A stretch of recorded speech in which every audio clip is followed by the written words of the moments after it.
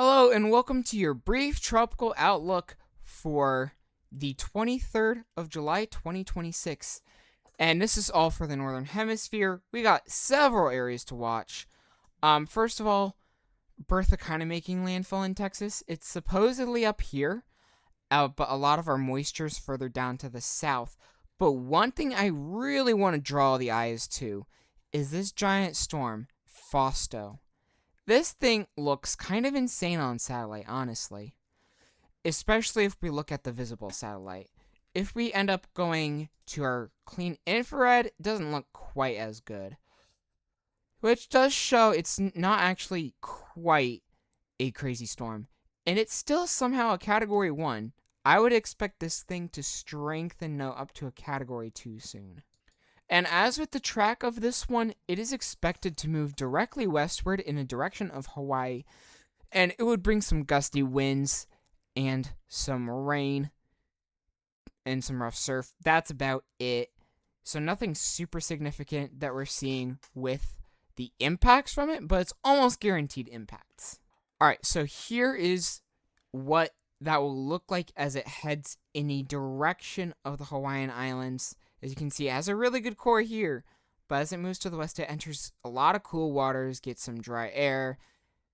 Not a lot of wind shear, but all those other conditions will make it really die out, and it brings some general moisture and some gusty winds over toward the Hawaiian Islands. You can see that even better with the ensemble of the storm right here. You can see that the Google model does want to take it over toward Hawaii. It'll still bring moisture, but a lot of them are actually dying it out now. Again, I still think you should be on watch right now.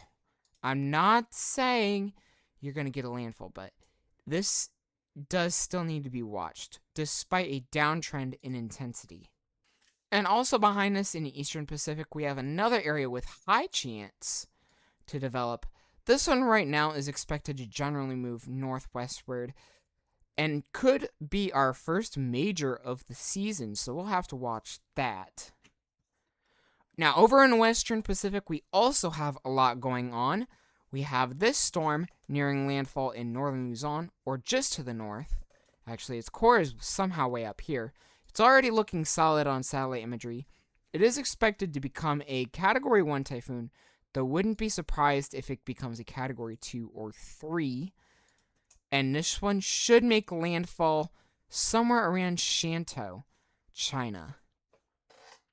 And we also have an area behind it over here, which could actually have some crazy development. And we're also watching another area near the Marshall Islands that could form, though the signals on that one aren't quite as strong. This is definitely the one to watch, though.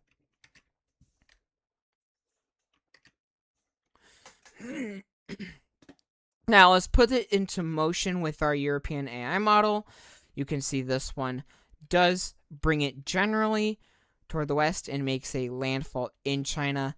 And then we have this area here that we need to watch, and then this area back here, which is the one that I think will definitely form. And this one does have the potential of forming too. But at the moment, this one seems like the Mariana Islands should stay out of this one, at least for now. And areas to watch will be over here toward Japan especially, but China, Korea, Taiwan, I think we'll have to watch that. And you can kind of see our uncertainty. Again, we're agreeing that this one should make landfall. Actually, their cone takes it right over Shantou, but this one is pushing it south, more south towards Shanwei, so that's something to watch.